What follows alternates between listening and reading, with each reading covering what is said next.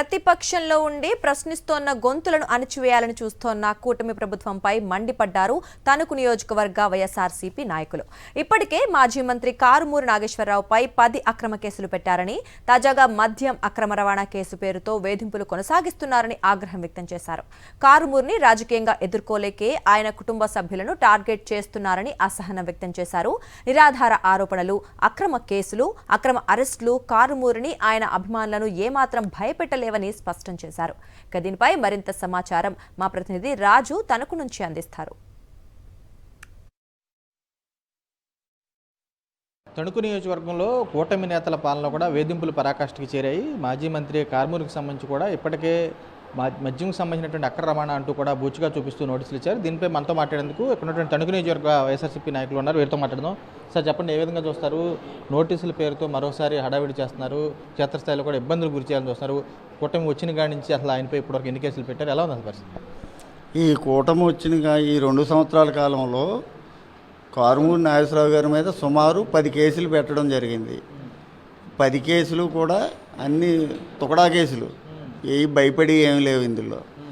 ఇది ఇంకేది దొరక వీళ్ళు అన్ని ప్రయత్నాలు చేశారు. ఏది మన సివిల్ సప్లైలో ఏమన్నా ఉంటుందేమో అని చూశారు, అందులో ఏమీ లేదు. తర్వాత టీడీఆర్ బాండ్లు చూశారు, అది ఏమీ లేదు. మళ్ళీ ఫైనల్గానే ముద్దాపురానే మన వైఎస్ఆర్ పార్టీకి అంతకుముందు పనిచేసిన మహిళా ప్రెసిడెంట్ కూతురు చనిపోతే ఆ కేసులో ఏదో ముద్దాయం చేయాలని ప్రయత్నం చేశారు. కారుమూరి నాగేశ్వరరావు గారి ఇన్ఫ్లుయెన్స్ తోటి అప్పట్లో కేసు కట్టలేదని ఈయన మీద స్వయాన రాధాకృష్ణ గారే ప్రెస్ మీట్ పెట్టి ఈయన ఏదో ముద్దాయికం చేయాలని చూశారు. పనికిమాలిన కేసు. ఇప్పుడు ఈ కేసు ఏముంది, ఇదేంటంటే అదంతా లీగల్గా జరిగింది. వాళ్ళ అబ్బాయి ట్రాన్సాక్షన్, మనీ ట్రాన్సాక్షన్ అంతా లీగల్గా చేశారు. ముఖ్యంగా ఆ యొక్క ఏదైతే నోటీసు ఉందో, నోటీసులు ఇచ్చారో, ఈ నోటీసులకి ఆయన అయితే ఈ కేసులకి 1% కూడా భయపడలేదు.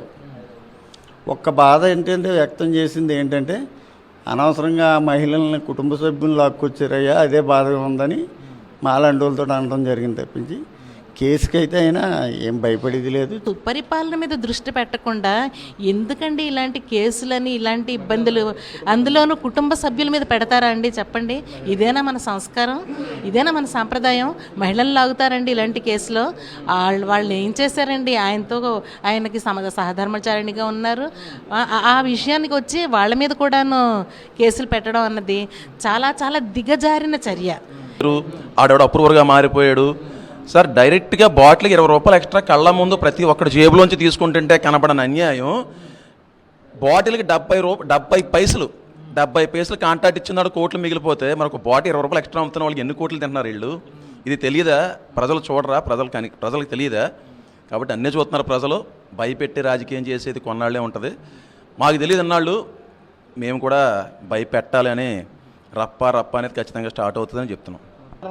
కూటమి ప్రభుత్వం వచ్చిన నాటి నుంచి కూడా ప్రధానంగా గతంలో చూస్తే కనుక టీడీఆర్ బాండ్లు అంటూ కూడా హడావిడి చేశారు. చూస్తే కనుక అక్కడ టీడీఆర్ బాండ్లకు సంబంధించి కేసు విషయంలో కూడా పూర్తిగా కూడా ఏం చేయలేకపోయారు, బురద చల్లారు. ఇప్పుడు చూస్తే కనుక ఏకంగా నోటీసుల పేరుతో అక్రమ మద్యం అంటూ కూడా పూర్తిగా అక్రమ కేసులు పెట్టి ఇరికించి ఇబ్బందులు పెడుతున్నారని చూస్తున్నారు. పూర్తిగా కార్యకర్తలు కానీ ఇటువంటి నాయకులుగా తామంతా కూడా ఒకటే స్పష్టం చేస్తున్నాం, ఇలాంటి అక్రమ కేసుల విషయంలో కూడా కారుమూరి కానీ తాము కానీ భయపడే ప్రసక్తి లేదని చెప్పి వారు కూడా స్పష్టం చేసి కూడా కనపడుతుంది. విజయ నరేష్తో రాజు, సాక్షి, తణుకు నుంచి.